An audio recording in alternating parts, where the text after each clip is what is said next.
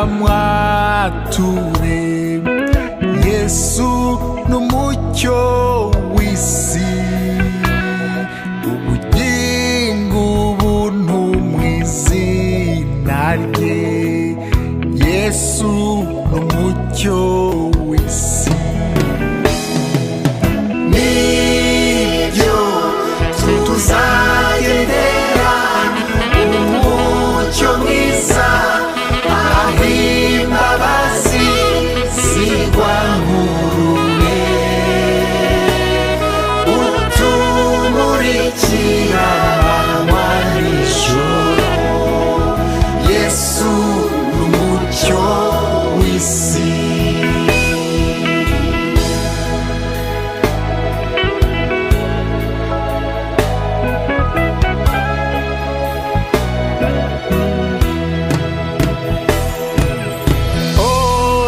Saints of light proclaim Jesus, the light of the world. Life and mercy in his name. Jesus, the light of the world. We'll walk in the light, beautiful light. Come where the dewdrops of mercy are bright. Shine all around us by day and by night. Jesus, the light of the world.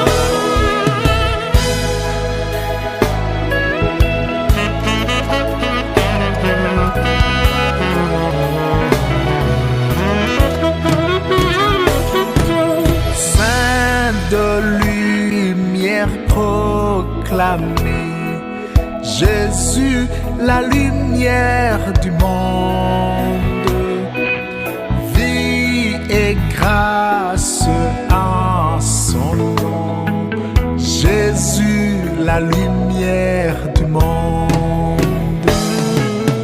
Oui, nous marcherons dans la lumière, là où la miséricorde est versée. Riant autour de nous le jour et la nuit. Jésus, la lumière du monde.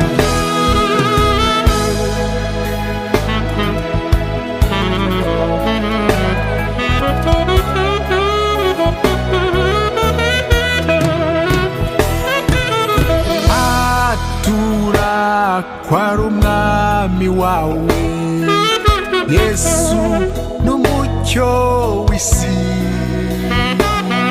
inzogera z'ijuru zivuge Yesu n'umucyo w'isi Viens confesse-le comme ton roi Jésus, la lumière du monde, les cloches du ciel sonneront. Jésus, la lumière du monde. Come confess him as your King, Jesus, the light of the world. Then the bells of heaven will ring. Jesus, the light of the world. Mwene data nshuti yanjye, nizeye ko izi ndirimbo zagufashije mu rugendo rujya mu ijuru ndetse zikaguha n'ibyiringiro ko uzagerayo. Dore ntabwo nigeze nguhisha ibyo Imana yagambiriye byose ku bugingo bwacu. Ngaho rero sanga Yesu vuba niba utarabikora, cyangwa umwihambireho niba warabikoze. Witondere ijambo rye, ntukureho cyangwa ngo wongereho, umwanzi ntagushuke.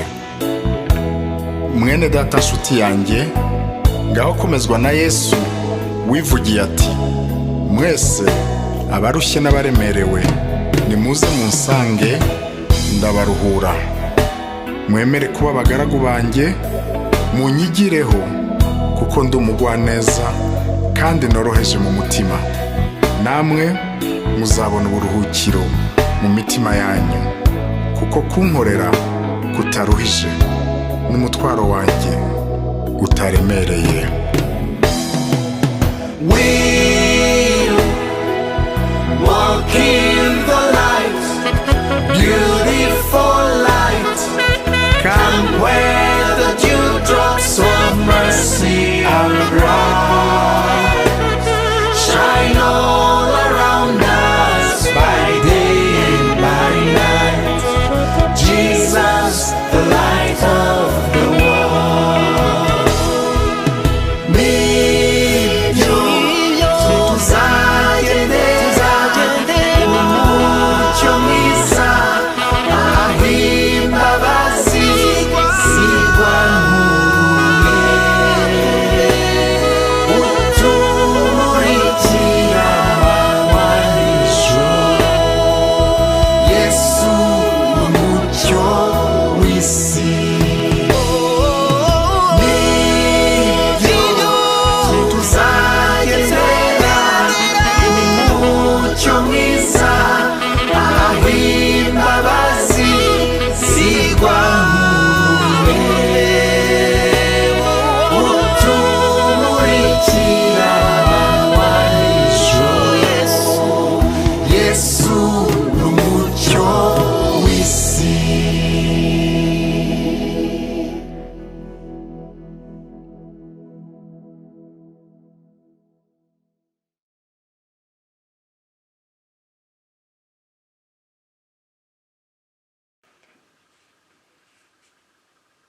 Mwami Imana aduhana umugisha mu gitondo cy'uyu munsi, nkaba mfashe akanya ko kubaramutsa bene data namwe bashiki bacu mu izina ry'umwami wacu Yesu Kristo. Nongeye gushimira Imana mu gitondo cy'uyu munsi ko itwemereye nanone nk'uko twayibisabye ikaduha akanya kugira ngo dusangire ijambo ryayo. Amasaba Imana kugira ngo muri aka kanya nk'uko tugiye gusenga, Mwami Imana adutegurire ameza. Mwami wacu Yesu Kristo aduhana umugisha mu ijambo rye kandi aturemere ikirere cy'umwuka gifite umugisha kugira ngo buri wese muhumvire ijambo ahabwe umugabane mwiza, ahabwe umugabane w'abana b'imfura nk'uko turi muri iri jambo. Reka dusabe Imana iduhe umugisha kandi umugisha ijambo ryayo. Mwami wacu Yesu Kristo, mukiza w'ubuntu n'imbabazi, ndagushimiye mu gitondo cy'uyu munsi. Mwami, icyumweru gishize twaragusabye Uwiteka kugira ngo nubishaka icyumweru gikurikiraho ari by'uyu munsi uzongere udukingurire umuryango, uzongere Mwami udutegurira ameza, uzongere Uwiteka uduhe umugisha. None Mana nzima urabikoze kuko tubonetse imbere yawe.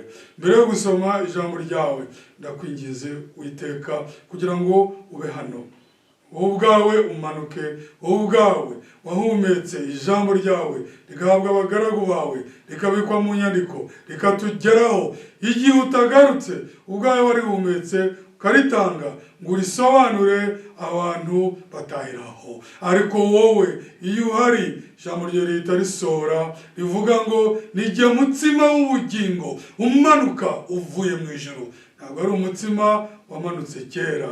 Mwami, bana bawe ntibarya ibirayi, barya manu y'uwo munsi. Ndagusaba kugira ngo duhe manu yacu mu gitondo cy'uyu munsi.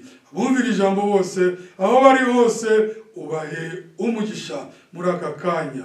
Mwami, uyu murimo wo guhamiriza ijambo ryawe wowe ubwawe uwutangize kandi uwusoze mu izina ry'umwami Yesu Kristo, amen. Uwiteka aduhane umugisha twese abumva ijambo.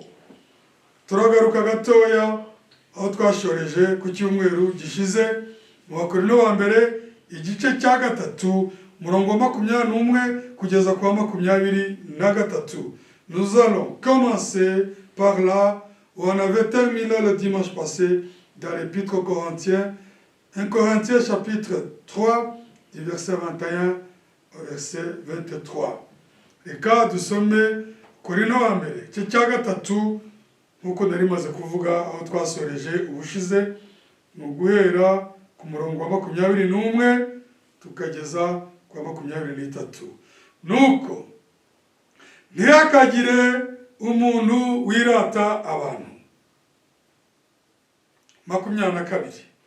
Kuko byose ari ibyanyu, naho yaba Paulo cyangwa Apolo cyangwa Kefa cyangwa isi cyangwa ubugingo cyangwa urupfu cyangwa ibiriho cyangwa ibizaba, byose ni byanyu.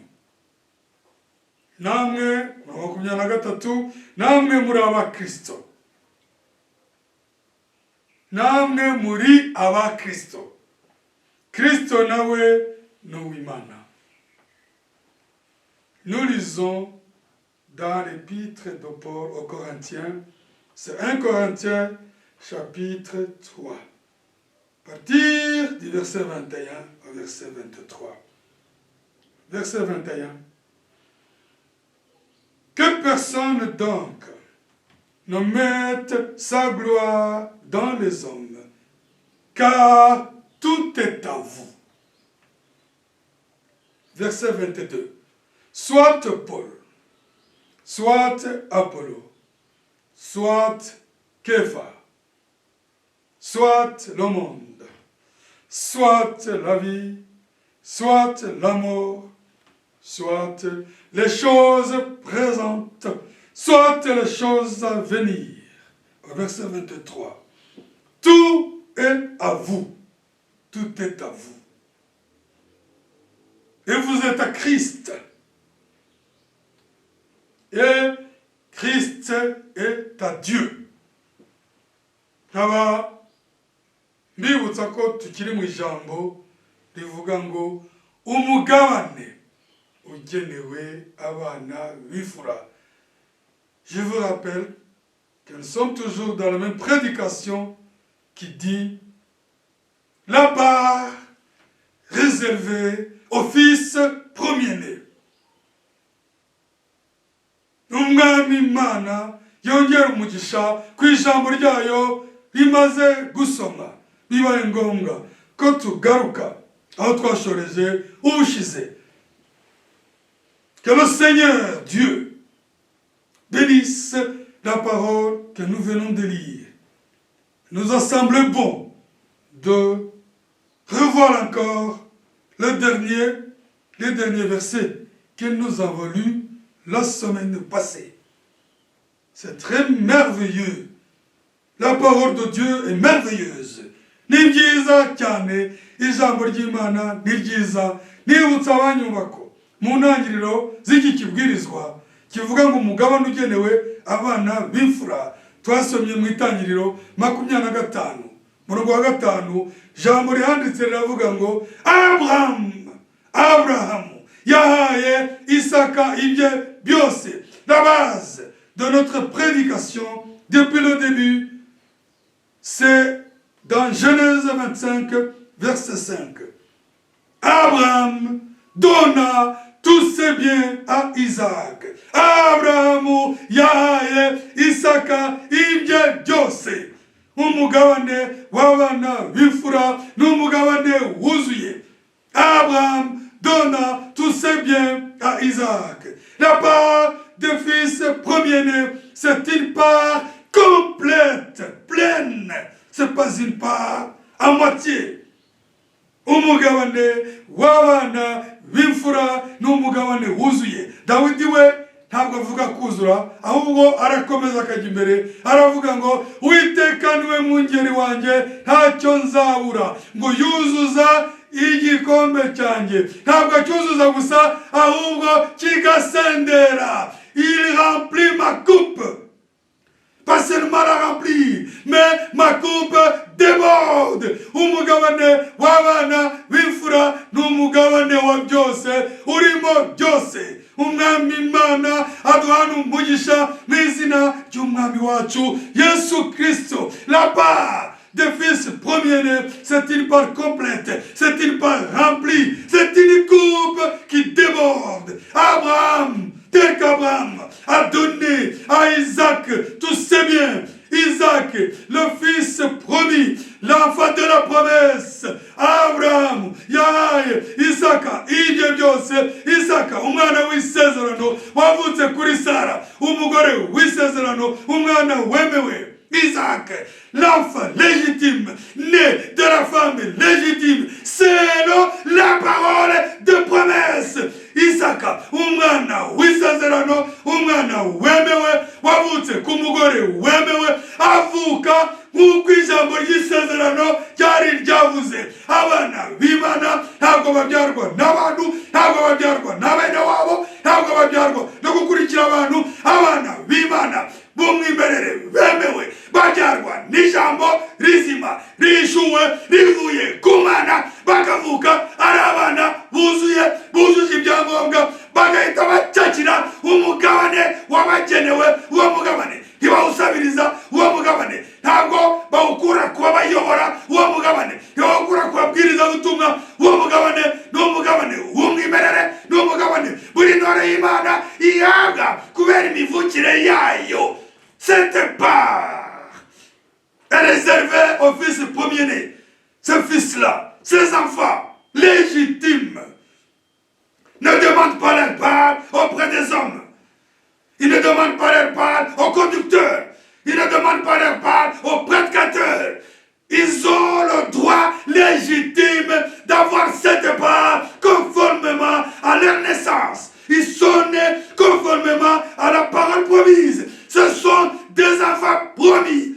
La parole de la promesse est là parce qu'il y a les enfants de la promesse. Quand la parole promise arrive à son temps pour être accomplie, alors les enfants prédestinés pour cette parole sont manifestés. Quand le temps pendant lequel Isaac devait naître fut accompli, alors Sarah fut enceinte selon la promesse de Dieu. Iyo igihe cy'Imana kigeze cyo gusoza isezerano ryayo, abana b'Imana bagenewe iryo sezerano bahita baseruka. Niyo mpamvu no mu gihe cyacu, mu gihe ijambo ry'Imana riteganya ko ku kagoroba umucyo uzarasa, nibyo iyo icyo gihe kigeze umucyo ukarasa, haseruka abana b'Imana bakira uwo mucyo. Nous rendons gloire au Seigneur, telle que la promesse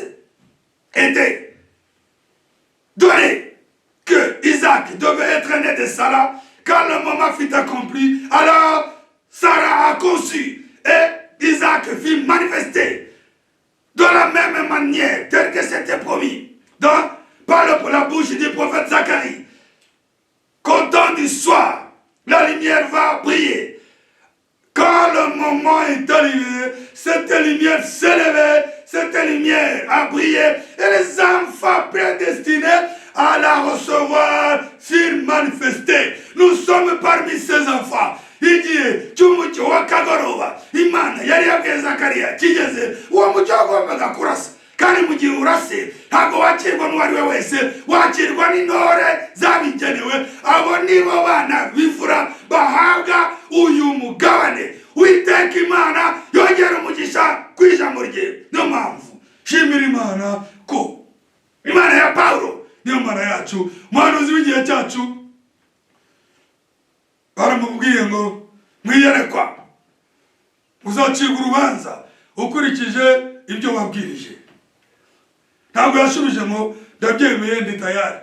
Yahise atanga igisubizo cyihuse, aravuga ngo aba Pawulo nibinjira n'abanjye bazinjira, kuko ubutumwa Pawulo yabwirije nibwo nanjye nabwirije. Nanjye nkabashimira Imana ko ubutumwa twizeye ari ubw'intumwa za mbere zabwirijwe, nk'uko Pawulo yabyandikiye Abefeso igice cya 2, twubatse ku rufatiro rw'intumwa n'abahanuzi.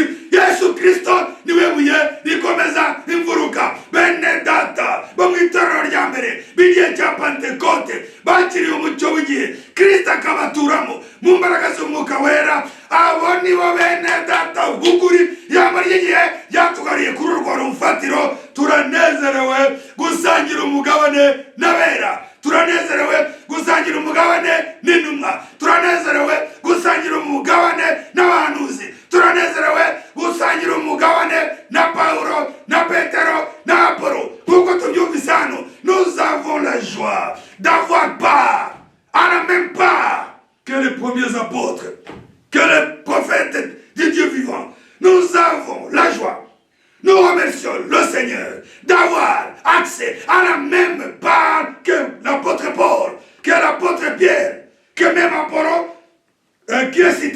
les Écritures, nous remercions le Seigneur parce que nous n'avons pas une autre part. Nous n'avons pas la part des hommes. Nous n'avons pas la part des religions. Il y a beaucoup de religions. Mais la part qui nous revient, c'est la part prédestinée dans la parole de Dieu. Dufite umugabane w'isi ntabwo dufite umugabane w'amadini y'isi umugabane dufite uri mu ijambo ryasezeranijwe turabishimira Imana abanyumva mwese Imana iduhane umugisha jambo ryatubwiye ngo ntimukirata abantu que personne d'autre ne mette sa gloire dans les hommes nous twarabitinzeho ntihakagire wishimira umuntu uwo ari we wese kuko nta muntu watubambiwe que personne ne mette sa gloire dans les hommes car aucun homme n'a été crucifié pour nous seul le Seigneur Jésus-Christ l'homme de Nazareth l'homme prédestiné selon la préscience de Dieu pour nous sauver Dieu lui-même ayant été manifesté en lui. Dieu lui-même a pris la forme d'homme, comme le dit la parole. Lui-même est venu nous sauver. Imana ubwayo yambaye umubiri muri Yesu Kristo iza kudukiza. Niyo mpamvu cyubahiro nishimwe ntawe babisangira. Ntihakagiriwe uwirata abantu. Que personne donc ne mette gloire dans les hommes. Car tout est à vous. Ntihakagire uwirata abantu kuko byose ni ibyanyu. Turimo turumva ijambo rivuga ngo mugabane ugenewe abana b'imfura. La part réservée au fils premier-né. Que personne ne mette sa gloire dans les hommes. Mwuka wera arakomeza kubigarukaho kuko azi ko bikenewe. Ntihakagire uraranganya amaso. Regardant à gauche à droite pour chercher sur quelle personne s'appuyer. Ou pour quelle personne être fanatique. Jamais ntihakagire ukebaguzwa avuga ngo nandajyana nande ndakurikira nde ndahimbaza nde. Nta wundi ukwiye guhimbazwa keretse umwami w'abami, keretse uwatumeneye amaraso, keretse uwadupfiriye, keretse uwazutse. Les esprits fanatiques sont des esprits dangereux, sont des prédateurs. Imyuka y'ibundarubyino ni imyuka mibi cyane, ni imyuka iguguna ubugingo. Mu gihe cyose wirata umuntu uri ku rufatiro uri ku musenyi ariko itorero ry'Imana zima uko Paulo yabivuze birabujijwe. Ngo ntihakagire wishimira mu bantu kuko byose ni ibyanyu. Mwana w'Imana warazwe, mwana w'Imana, mwana w'imfura, mwana w'Imana wabyawe nayo, ibyo mu rugo byase byose ni ibyacu. Mirongo 22 hano mu Bakorinto ba mbere 3 uravuga ngo soit Paul, soit Apollo, yaba Paulo, yaba Apollo, soit Kefa, yaba Kefa. Uyu niwe Petero, Paulo niwe wari urimo kubwiriza cyangwa bandikira. Soit le monde, bya bibiriho yabisi kuko Satani yarayibye.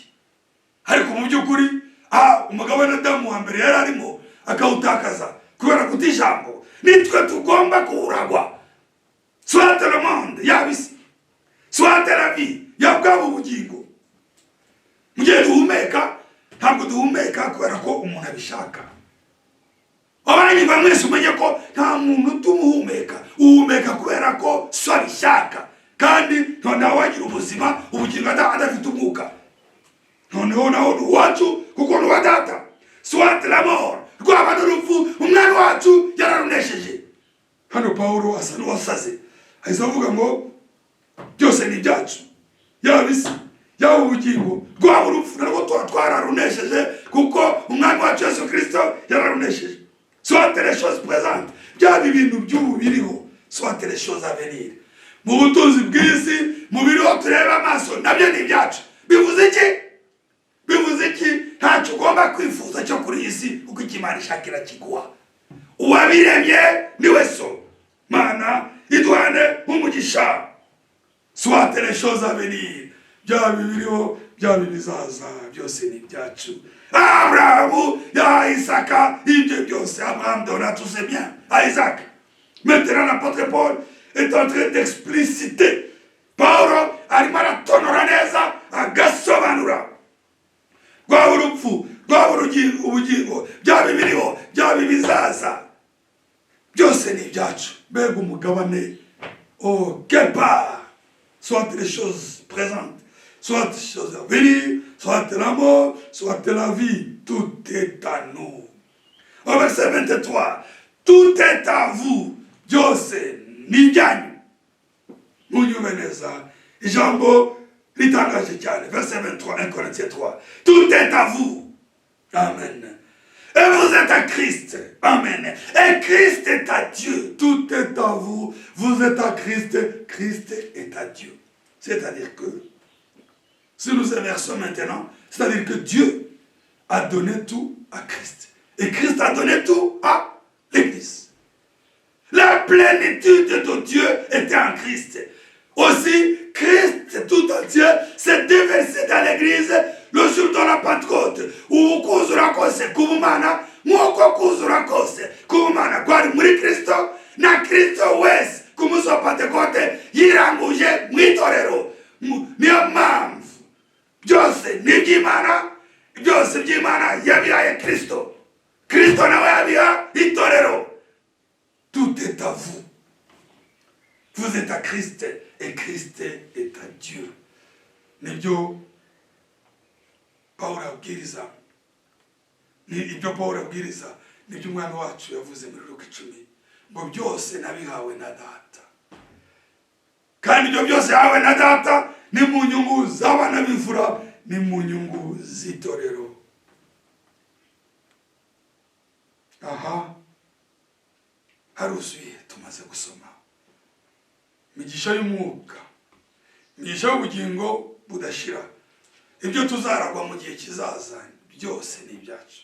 Ariko ijambo riravuze ngo nibiriho, les choses présentes, soit les choses présentes, ibiriho, soit les choses à venir n'ibizaza. Ntabwo ari Dieu Joseph ntabwo bivuze, c'est ainsi dit la parole de Dieu. Ntabwo c'est pas Joseph Naboba qui le déclare, c'est ainsi dit la parole de Dieu. Soit les choses, tout, soit Paul, soit Apollo, soit Kepha. Qu'est-ce que cela signifie? Tous les serviteurs de la parole, tous les serviteurs de Dieu sont à nous.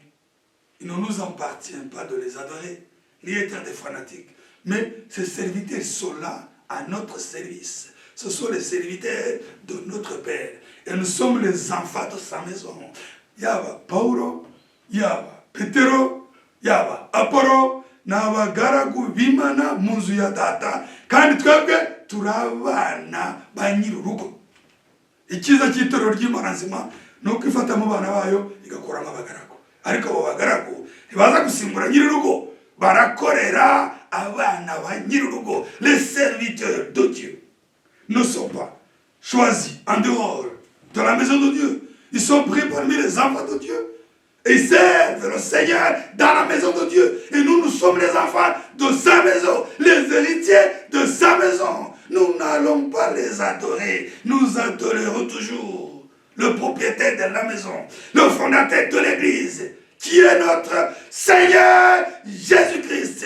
Abagaragu b'Imana batorwa mu bana bayo, bagakorera Imana mu rugo rwayo. Abana bayo n'abana bo mu rugo rwayo, byose ni ibyawo. Ijambo ravuze ngo nabo bagaragu n'abawo. Yaba Paulo, yaba Apollo, yaba Kefa, yaba isi, yaba ubugingo, yaba ubupfu, rwaba ibintu biriho, byaba ibizaza, byose ni ibyanyu. Muri aba Kristo, Kristo nawe ni uw'Imana. Que le Seigneur bénisse sa parole. Que le Seigneur bénisse sa parole. C'est cela qui écrase le nicolaïsme. C'est cela qui écrase le fanatisme.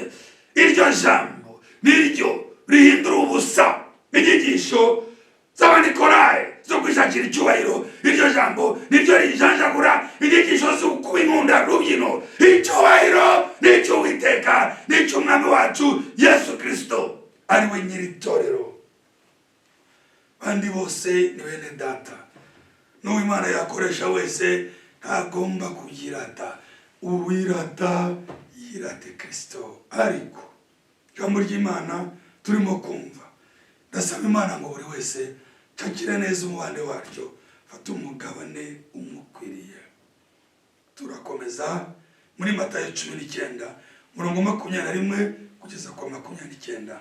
Nous allons continuer dans l'évangile de Matthieu chapitre 19 verset 21 au verset 29. Matthieu 19 verset 21 au verset 29. Matthieu 19 verset 21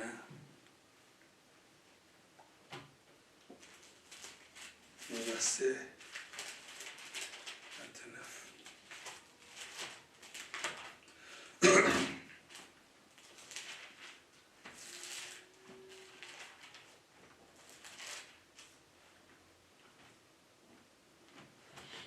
Turasoma izina ry'Umwami wacu Yesu Kristo.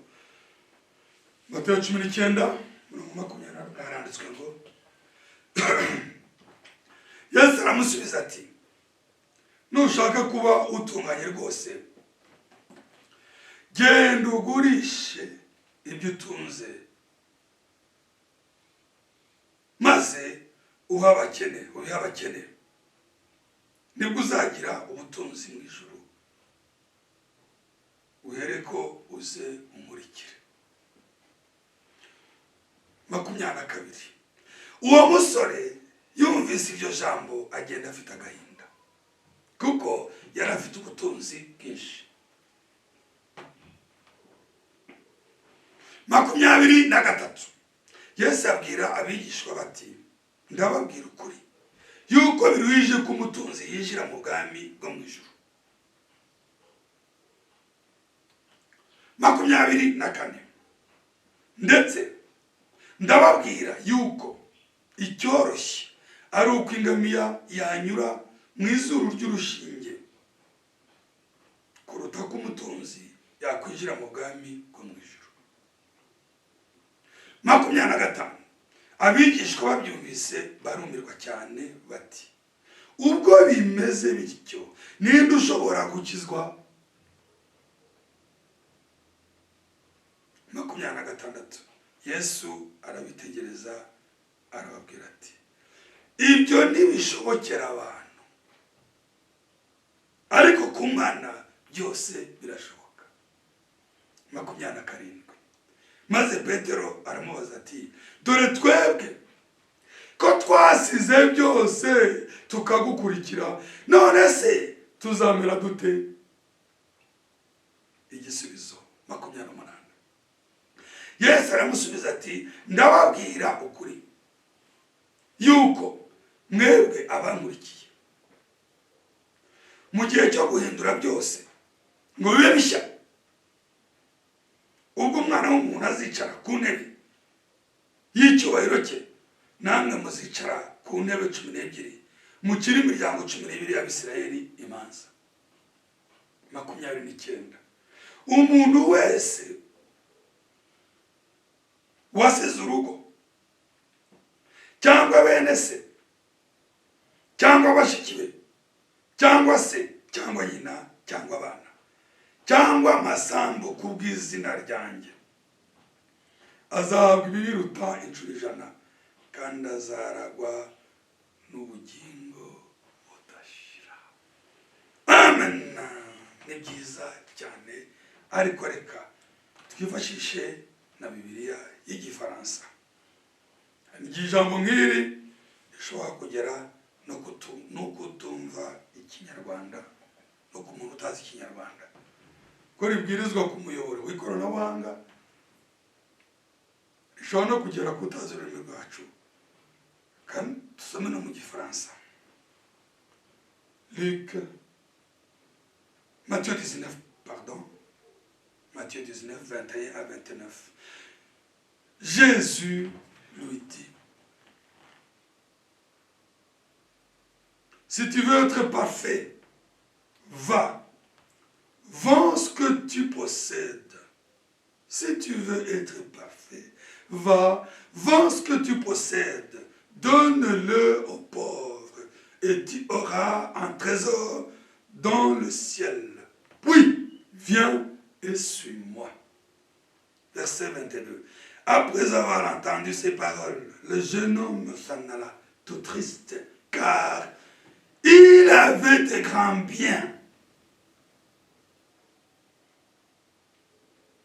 Verset 23. Jésus dit à ses disciples, Jésus dit à ses disciples, je vous le dis en vérité, un riche entrera difficilement dans le royaume des cieux. Verset 24. Je vous le dis encore, il est plus facile à un chameau de passer par le trou d'une aiguille qu'à un riche d'entrer dans le royaume de Dieu. Verset 25. Les disciples, ayant entendu cela, furent très étonnés et dirent, qui peut donc être sauvé? Verset 26. Jésus les regarda. Jésus les regarda et leur dit, aux hommes, cela est impossible, mais à Dieu, tout est possible. Verset 27. Pierre, prenant alors la parole, lui dit, voici, nous avons tout quitté et nous t'avons suivi. Qu'en sera-t-il pour nous? C'est une question. Au verset 28, il y a la réponse. Jésus leur répondit,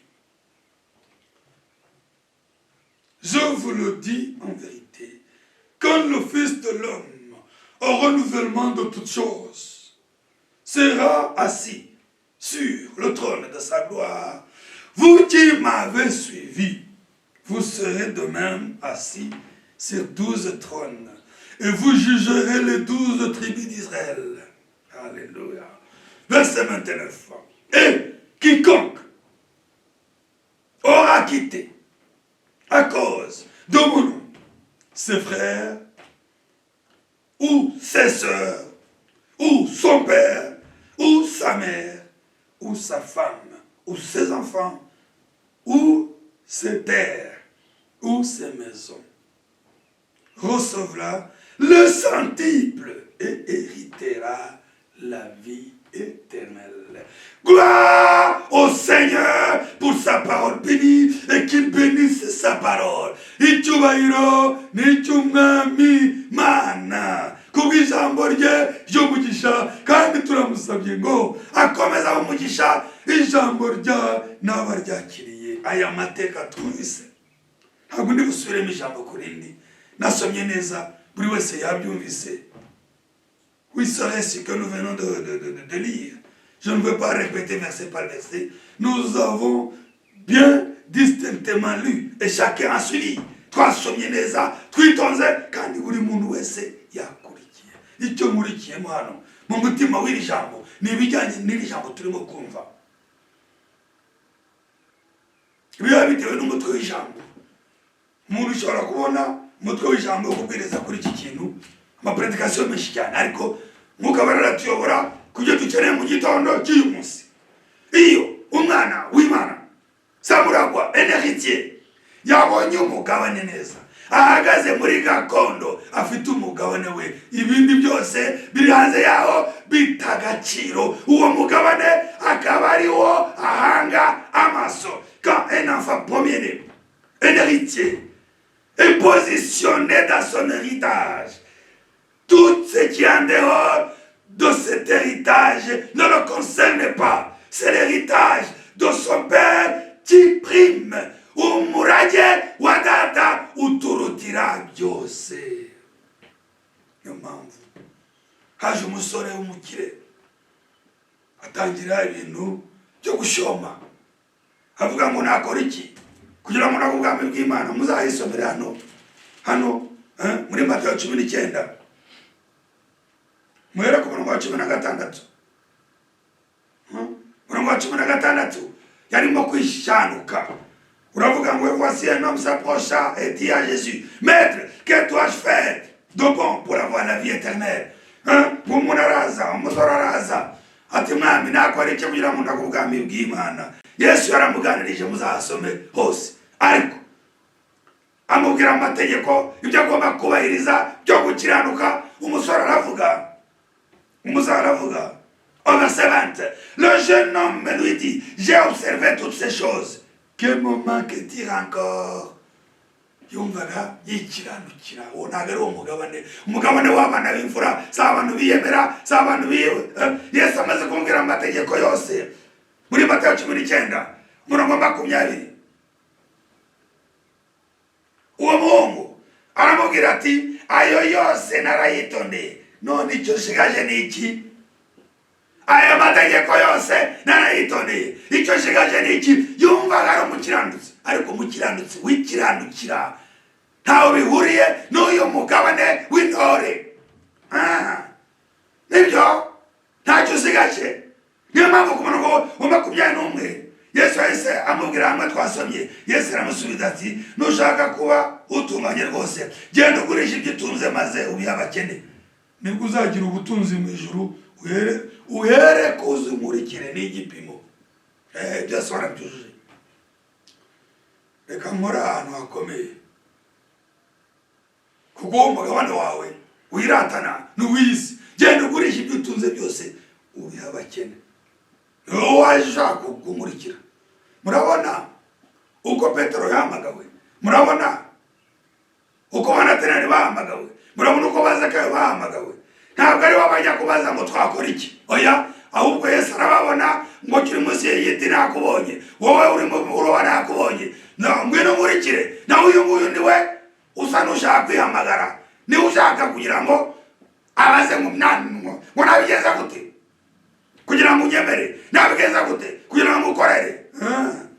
Yesu amubwira amategeko ati yose narayubahirije. Ati warayubahirije, genda ugurisha ibyo utunze byose ubihe abakene, hanyuma uje umurikire. 22 haranditswe ngo uwo musore yumvise iryo jambo agenda afite agahinda, kuko yari afite ubutunzi bwinshi. Uwo musore yumvise iryo jambo agenda afite agahinda, agenda ntabwo gukurikira Yesu, ahita atandukana nawe bitewe n'urukuta rw'ubutunzi. Uwo musore yumvise ibyo ngibyo aravuga ati, wapi iri torero, iyi myizerere, ubu butumwa, aya buntegeka gutana n'amamiliyoni yanjye, oya mbe abakene maze mukurikire.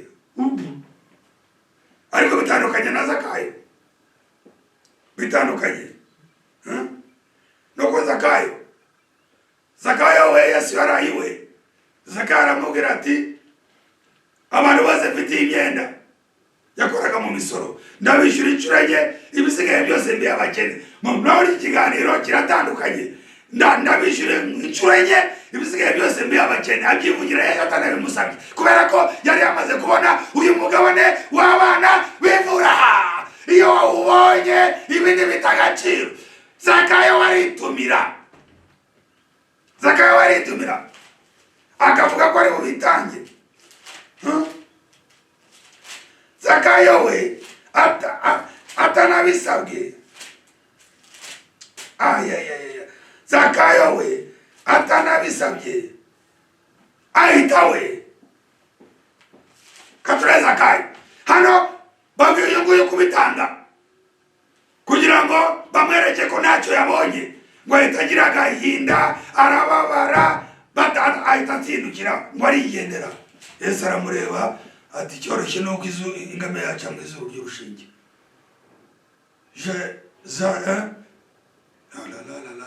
Le jeune riche, il fut scandalisé parce que la parole lui demandait de tout abandonner, car on ne peut pas servir des maîtres. Kuko ijambo ryari rimusabye kwimura byose akimika umwami w'abami akabisiga muri we. Zakayo yarasitaye arigendera parce que la parole lui demandait d'être assis sur son trône dans son cœur. Il ne s'agit pas d'abandonner physiquement, non. C'est détrôner les biens de ce monde et mettre dans ton cœur que le Seigneur règne sur tes biens. Que le Seigneur règne sur ton temps. Que le Seigneur règne sur ta richesse.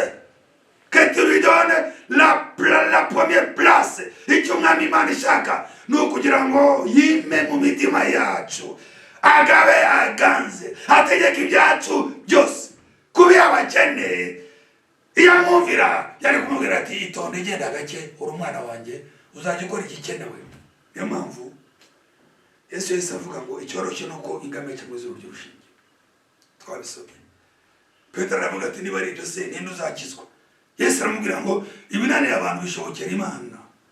Il est plus facile pour un chameau de passer dans le trou d'une aiguille qu'un riche d'entrer dans le royaume de Dieu. Et l'apôtre Pierre lui dit, qui sera donc être sauvé? Et le Seigneur répliqua, cela est difficile pour les hommes, mais tout est possible pour Dieu. Imana yagusanga mu butunzi bwinshi, iyo uri intore yayo waragenewe uyu mugabane, Imana iraguhamagara. Ubwo butunzi bugata agaciro, Kristo agafata umwanya wa mbere muri wowe, mu byawe, mu mwanya wawe, mu mutungo wawe. Kubw'abantu ntibabishobora, ariko Imana yo irabishobora. Niyo mpamvu ngira ngo tugereranye uyu mutunzi w'umusore w'umukire na Zakayo muri Luka 19. Hanga kuri uyu musore w'umukire ni Matayo 19, ariko kuri Zakayo ni muri Luka 19. Ndibuka gitangira kwizera mwaka w'1978 kibwiriza cya mbere nabwirije cyitwaga Zashe. Iyo mageze ndibuka anezerwa kuko Zashe yuri igiti mwami Yesu Kristo yahagera ngabango Zakayo ururuka uyu munsi ndarari wawe. No ko Zakayo yesa shibuka kamukurikira. C'était très bien. Zakayo yari umukuru mu biro by'umusoro yatwakwita Rwanda Revenue Authority. Hari umunyacyubahiro, hari uko yari mugufi bitewe n'umubande wanyeganyeze, yumvise ko Yesu agiye kunyuraho yurira igiti, abana bato nibo burira ibiti bareba ibintu, ariko ibyo ntabwo yabyitayeho kandi abantu bari benshi. Ariko Yesu yageze kuri icyo giti arararama ati Zakayo. Reka tuhasome muri Luka 19 kugira ngo tugereranye. Mwana w'imfura wahamagawe n'umuntu wigeragereza kwikiranukira, ukuntu baba batandukanye. Zakayo 19.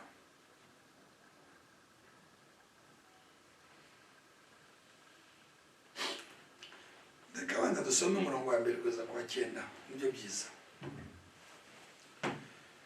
Yesu agera i Yeriko aranyura. Umurongo wa 2, nuko hari umuntu witwaga Zakayo, yari umukoresha w'ikoro mukuru kandi yari umutunzi. Mu byumve ijambo rivuze ngo yari umutunzi, ntabwo ari ibintu byo byarejarege, yari umutunzi. Naho musore nawe yari umutunzi, ashaka kureba Yesu ngo amenye uko asa, ariko ntiyabibasha kuko abantu bari benshi kandi ari mugufi. Umurongo wa 4, arirukanka ajya imbere yurira umuvumu ngo amurebe kuko yaragiye kunyuraho. Arirukanka tatancika ajya imbere yurira umuvumu ngo amurebe kuko yaragiye kunyuraho. Iri ni ibanga ry'Imana, ni umubande w'amagara umubande. Nta muntu wahaguruka adahagurukijwe n'Imana. Mu gihe yahagurukije urugendo ruramunanira, ariko umubande w'amagara undi Zakayo arirukanka atayaracitse. Umurongo wa 6,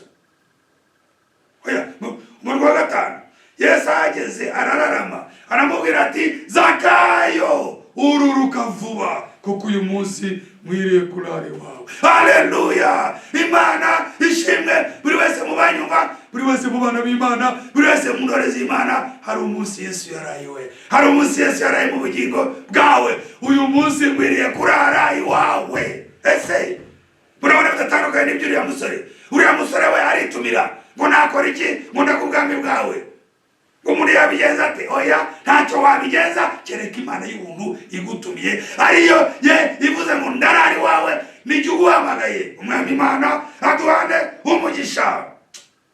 Gatandatu, mbega ikiganiro, yururuka vuba amwakira anezerewe.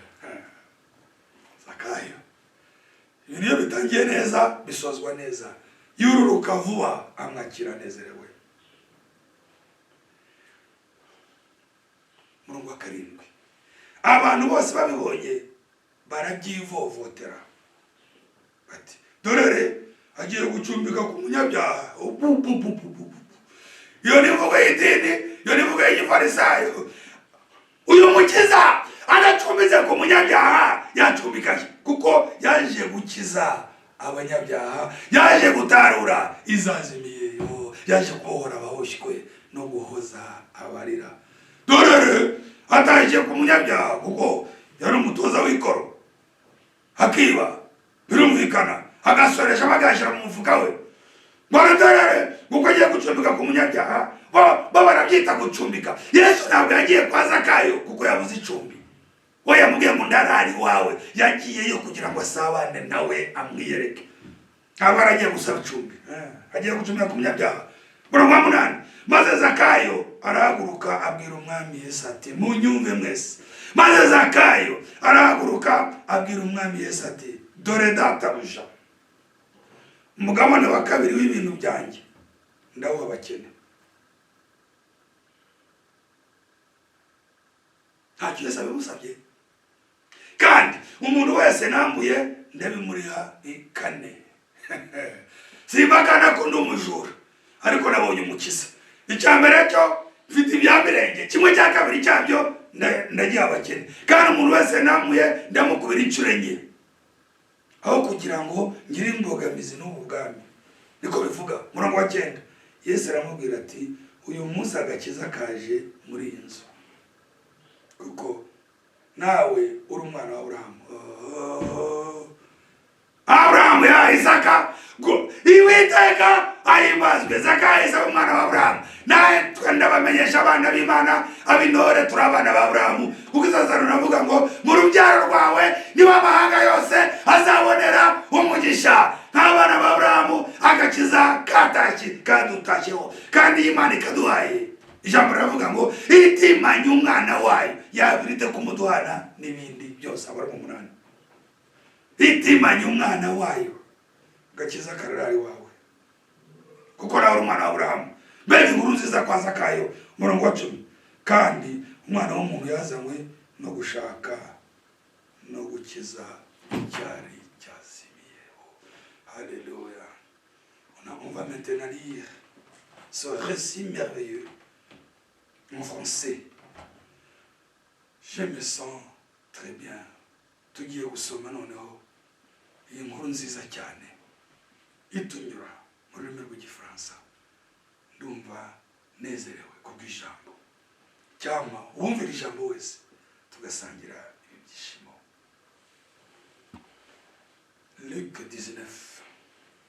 Nous allons lire du verset 1, verset 1 au verset 10. Conversion de Zachée. Jésus étant entré dans Jéricho, traversait la ville. Et voici un homme riche appelé Zachée, chef des publicains, cherchait à voir qui était Jésus. Les publicains, c'était des gens réputés comme pécheurs, comme malhonnêtes. Et lui, il était le chef. Verset 3. Mais il ne pouvait y parvenir à cause de la foule, car il était de petite taille. Il courut en avant et monta sur un sycomore pour le voir, parce qu'il devait passer par là. Lorsque Jésus fut arrivé à cet endroit, il leva les yeux. Il lui dit, Zachée, hâte-toi de descendre. Zachée, hâte-toi de descendre. Car il faut que je demeure aujourd'hui dans ta maison. Gloire au Seigneur. Hâte-toi de descendre. Car il faut qu'aujourd'hui je demeure aujourd'hui je demeure dans ta maison. Ça c'est différent des jeunes riches. Le jeune riche s'est invité lui-même. Le jeune riche s'est proposé lui-même pour suivre le Seigneur et la voie de Dieu. Mais dans cette voie, dans ce royaume, on ne s'invite pas. Il faut que nous soyons appelés par le Seigneur lui-même. Le Seigneur lui-même déclare à Zachée qu'il veut demeurer chez lui. Hâte-toi de descendre, c'est-à-dire de cette table, car aujourd'hui je vais demeurer chez toi. Ainsi dit le Seigneur. Quand le Seigneur veut demeurer dans ton corps, quand il veut loger chez toi, il le déclare. Et il ne le demande à qui que ce soit. C'est selon sa volonté qu'il appelle ses fils, ses premiers-nés. Iyumwami ashaka kugua umugisha, iyumwami ashaka kurara iwawe ntawabaza abikora ku bushake bwe. Uko niko abana b'imfura bahabwa umugabane binjira muri gakondo, binjizwamo n'ubushake bw'Imana. C'est de cette manière que les fils premiers-nés entrent dans cet héritage. Ils y entrent par la volonté de Dieu. Selon la volonté de Dieu, par prédestination. Que l'Éternel nous bénisse tous. Au verset 6, Zachée se hâta de descendre et le reçut avec joie. Oh, Izakayo nk'uko twabibonye amanuka yitihuse anezerewe kandi amwakira anezerewe. Ntabwo ari ibintu byo mu mutwe. C'est pas une affaire intellectuelle de la tête. C'est un élan du cœur qui le pousse à embrasser. N'umubande ushibuka ukadutera guhobera ijambo. Bitavuye mu bwonko bitewe n'umubande. Mu gihe yari mu giti, mwami ijambo ari hano hasi, umubande uhamagaye undi. Iyo bigenze bityo, ibisitaza by'ibyo dutunze bitagaciro. Niyo mpamvu umurongo wa 7, abantu batsikamiwe n'imyuka y'idini n'imyuka y'imisengere y'ubwenge bw'abantu batangira kuvuga. Voyant cela, tous murmuraient. Bose babibonye batangira kwivovota. Et disait, il est allé loger c'est un homme pécheur. Yagiye gucumbika ku munyabyaha. Le Seigneur n'est pas allé loger ce Zachée parce qu'il avait manqué logement. Non! C'est pour accomplir sa volonté. Il est allé là-bas parce que c'était la maison d'un élu. C'était la maison d'un héritier. Il est allé chez Zachée pour accomplir sa volonté. Yagiye kwa Zakayo gusoza ubushake bwe. Yagiye kubera kubura icumbi, yagiye mu rugo rw'intore. Cyangwa umwami Imana agataha iwawe, icyangwa umwami Imana agataha kubanyuba, icyangwa umwami Imana akabona bazakayo benshi bitewe n'iri jambo bakiganirira. Bagi ikiganiro. Oh, puisse le Seigneur trouver beaucoup de Zachée. Tous ceux qui attendent cette parole, s'ils sont comme Zachée, que le Seigneur demeure dans leur cœur, dans leur maison. C'est sa volonté. Oh, c'était une grande joie pour Zachée de recevoir le Seigneur dans sa maison. Peu importe les murmures, peu importe les critiques des gens, l'essentiel, c'est ce que Dieu veut accomplir avec toi dans ta propre vie. C'est sa propre volonté. Le reste ne te concerne pas. Ibyo abantu bivovota, ibyo abantu banegura, ibyo abantu bavuga bagiye kurara ku munyabyaha, ibyo ntabwo bibareba. Umukiza yaje ashaka abanyabyaha, kandi abana b'Imana niwe uzi aho bari. Aba toza bisho basoresha bose b'icyo gihe ntabwo Yesu yari iwabo, bose ntibamubonye, ariko ajya mu basoresha akavanamo intore. Indaya zose zo mu gihe cy'umusamariyakazi zose ntizamubonye, ariko yagiye mu ndaya afatamo intore. Abarobyi bose bo mu gihe cya Petero bose ntibamubonye, ariko yagiye mu barobyi afatamo intore. Abafarisayo bose bo mu gihe cya Pawulo bose ntibamubonye, ariko yagiye mu bafarisayo afatamo intore. Abapfakazi bose bo mu gihe cya Mariya Madarena ntibamubonye, ariko yagiye mu bapfakazi afatamo intore. Ajya ashaka agafata abana be akabaha umugabane we. Icyubahiro n'ishimwe bimugarukire. Gloire au Seigneur. Tous les pharisiens ne l'ont pas reçu, mais l'apôtre Paul, qui était pharisien, l'a reçu. Tous les percepteurs du temps de Zachée ne l'ont pas reçu, mais il est allé se chasser et il l'a sauvé. Toutes les femmes de mauvaise vie du temps de la Samaritaine ne l'ont pas reçu, mais il a rencontré la Samaritaine. La Samaritaine l'a suivi. Le Seigneur l'a sauvé, car la profondeur avait appelé la profondeur. Ahamagara uwashaka, akababarira uwashaka, akiyereka uwashaka. Il appelle qui il veut. Il fait miséricorde à qui il veut. Et il sauve qui il veut. Et il bénit qui il veut. Nous lui remercions pour cette bonne part qu'il nous a réservée, qu'il nous a destinée dès avant la fondation du monde. Oh, quelle comparaison! Mbega igereranya umusore w'umutunzi n'umutoza w'ikoro w'umunyabyaha. Nawe w'umutunzi, ariko umwe yaritumiye, undi arahamagarwa, abwirwa kururuka mu giti, atangarizwa ko umukiza arariwe. Undi arizana aravuga ngo nakora iki kugira ngo mukiranukire, mwamamuha amategeko nk'uko yayashakaga. Aravuga ngo ibyo byose narabimenyereye, yari umwana w'idini, byose narabitunganije. Murongo wa 20 hariya muri Matayo 19, genda ugurishe byose ufite, uyu abakene, hanyuma tugende. Ngo umusore arababara, ngo agenda ababaye kuko yari afite ibintu byinshi. Agenda nuvuga ngo aramureka. Umwana atangira kuvuga ngo icyoroshye aho umutunzi utamurikiwe, umutunzi utamurikiwe mu nyumve, un riche qui n'a pas été éclairé, qui n'a pas reçu la révélation, il ne peut pas suivre le Seigneur, car il est lié à ses biens. Umukire, umutunzi utahishuriwe ntashobora gukurikira umwami kuko abohewe ku butunzi bwe. Ariko umutunzi wahishuriwe, yo byose ni ubusa. Impamvu iyo dusomye ku murongo wa 8 noneho, quand nous lisons verset 8, mais Zachée se tenait devant le Seigneur. Zakayo ahagaze imbere y'umwami. Murongo wa 8, maze Zakayo ahaguruka abwira umwami Yesu ati, dore databuja. Mais Zachée se tenait devant le Seigneur, lui dit, ariko Zakayo ahagaze imbere y'umwami aramubwira, voici, dore Seigneur mwami, je donne aux pauvres la moitié de mes biens. Maya abakene kimwe cya kabiri cy'imitungo yanjye. Mana yacu ishimwe.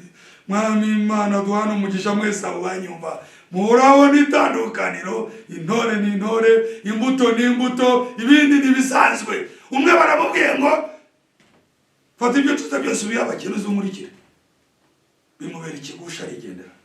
Undi ntacyo bamwe bamusabye kubera ko yabonye umukiza. Mais Zachée se tenait devant le Seigneur, lui dit, voici Seigneur, je donne aux pauvres la moitié de mes biens. Ati dore mwami, kimwe cya kabiri cy'ibyo untunze ndabiha abakene. Kuko yarazi ko atunze ibya mirenge, ko kimwe cya kabiri gisigara nacyo agiye kuvuga uko agiye kugikoresha. Kimwe cya kabiri ndagiye abakene, hanyuma kimwe cya kabiri gisigara, voici, Seigneur, je donne aux pauvres la moitié de mes biens. Et si j'ai fait tort de quelque chose à quelqu'un, je lui la le quadruple. Ati kandi, wanahemukiye wese. Il yavuze ngo s'il dit, si j'ai fait tort à quelqu'un, je lui rends le quadruple. Ni ukuvuga ngo abo nzi n'abo ntazi nibazi bakavuga ko nabahemukiye ndabakubira kane ibyo nabahuguje, hanyuma bitewe n'ibyo ntunze ibisigaye bizantunga, kandi icyangombwa ni uko nahobeye umwami. Zachée, ayant évalué ses richesses, il a vu qu'il avait les richesses qui ne sont même pas nécessaires pour ses besoins. Il a dit, je donne la moitié aux pauvres. Et si j'ai fait tort à qui que ce soit, je lui donne le quadruple. Et le reste me suffira.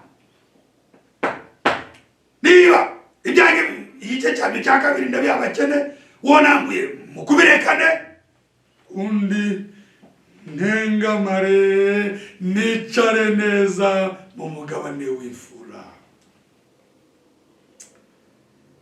Murongo wa 9 verset 9, Jésus lui dit, Yesu aramubwira, le salut est entré aujourd'hui dans cette maison. Yesu aramubwira ati, uyu munsi agakiza kinjiye muri iyi nzu. Parce que celui-ci est aussi un fils d'Abraham. Kuko uyu nawe ari umwana wa Aburahamu. Twataye ikibwirizwa ijambo rivuga ngo Aburahamu yahaye Isaka ibyo byose. Pawulo abwiriza mu Bagalatiya aravuga ngo cyo cya kane ngo nk'uko Isaka yarari natwe turi abana b'isezerano. Mu gice cya gatatu arabwiriza ngo Imana yabwiye Aburahamu ngo mu rubyaro rwawe niho amahanga yose azabonera umugisha. Pawulo agasobanura ngo ijambo ry'isezerano ntirivuga imbyaro nyinshi, ni urubyaro rumwe bivuze Kristo. Ku bwa Kristo twizeye tukamwakira, muri we bitugira abana b'isezerano. Umugisha w'abana ba Aburahamu ni uwacu, ngo agakiza uyu munsi karari wawe Zakayo kuko nawe uri umwana wa Aburahamu. Ntibyashoboka ko dukomeza uyu munsi kuko tugendana n'amasaha, ariko ndashimira Imana kubw'ijambo ryayo. Umwe iby'isi bimubera ikigirwamana, ariko nawe ntitwamurenganya kuko hari ibyo atabona. Undi nawe ubifite, nawe w'umutunzi, kandi uwananiwe gukurikira umwami ni umutunzi w'umukiranutsi, kuko nta tegeko na rimwe mu yo Yesu yamubwiye mu nyumve yasanze yarishe. Celui qui fut incapable de suivre le Seigneur, c'est un jeune riche et qui était juste selon la loi. Mais celui à qui le Seigneur a fait grâce, c'est aussi un riche. Pas un riche qui est juste, mais un riche pécheur. Qui travaillait dans les impôts et qui était réputé être pécheur. Parce que les gens ont dit, regardez comment se fait-il qu'il aille loger chez son pécheur. Un jeune riche qui se croit juste. Un pécheur qui est aussi riche, mais qui est prédestiné à hériter la part des enfants de Dieu. Ce sont deux personnes différentes. N'abantu babiri batandukanye, bose n'abakungu. Umwe ni umukungu wiyita umukiranutsi, undi ni umukungu wemera ko ari umunyabyaha wagiriwe ubuntu. Imana niyize umugabane wa buri wese muri twebwe. Uwumva yarabonye uyu mugabane w'abana b'imfura, dukomeze gufatanya gushimira Data wawutugeneye. C'est lui qui est convaincu qu'il a reçu cette part des fils premiers-nés. Que nous puissions louer ensemble notre Père Céleste, qui nous a destinés à avoir part à cette épargne bénie des enfants premiers-nés. Turashimira Imana Uwiteka ayo mugisha wakiriranye iri jambo ubwuzu wari wabeye nka Zakayo ntirizagenda ubusa. Celui qui a embrassé cette parole comme le fils haché, il ne rentrera pas, même bredouille, mais le Seigneur rejera cette toi. Ntituzagenda ubusa ahubwo umwami azatura iwacu.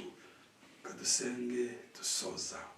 Ndagushimiye mwami wacu Yesu Kristo, ndagushimiye mukiza w'ubuntu n'imbabazi.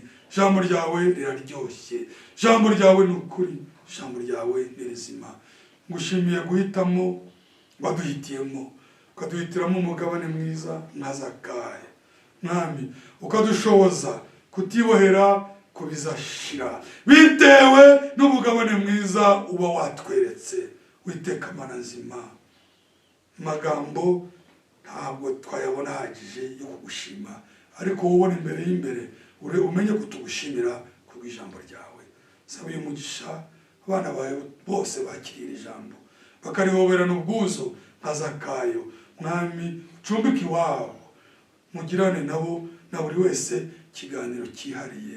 Ibyiza n'umugisha bidutayeho, turagusaba ukomeze kubana natwe no mu misiri imbere, tugendere ibidukwiye.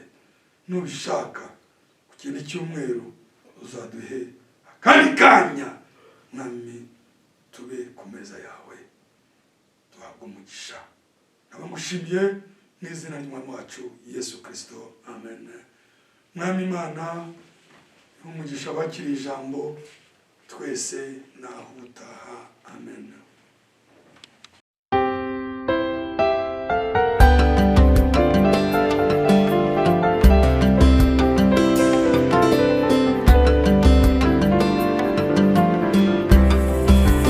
Isezerano ryawe ryiza mwami Yesu ryo kunjyana mu ijuru ndaryizera rwose. Natangiye urugendo rwo kunjyana iwacu, ariko intege nke zanjye zirangoye mwami. Tebuka Yesu tebuka, tabara umwana wawe, nkiza abanzi banjye, ni wowe mpungiyeho. Bera ingabo mukiza, bera inkingi mwami, ukuboko kwawe kunyobore mu nzira.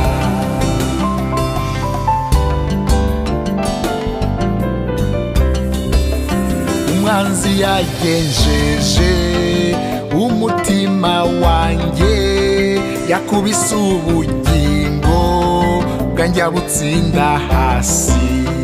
Yantuje mu mwijima nk'abapfuye kera, maze umwuka wanjye ugwira isari muri jye. Komeza mwami komeza ubugingo bwanjye, ubuntu bwawe busaga bushoboza urugendo.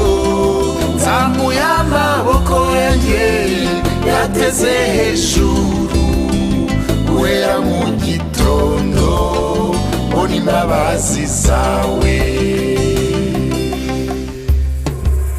Ntawaburana n'Imana ngo ayitsinde na gato, ndetse n'abamarayika ntibera imbere yayo.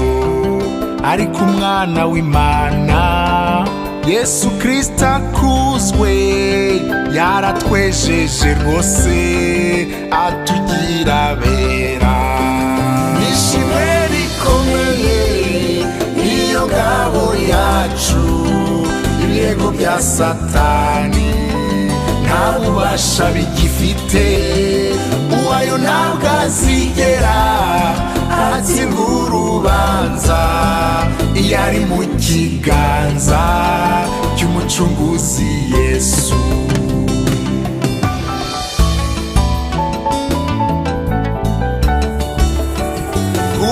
izina ryawe n'amaraso yawe udushoboze kugera mu ijuru kwa data. Twarakwizeye Yesu, ahasigaye nahawe ni wowe mucunguzi wa bugufi wacu. Ntabwo ubutumire bwawe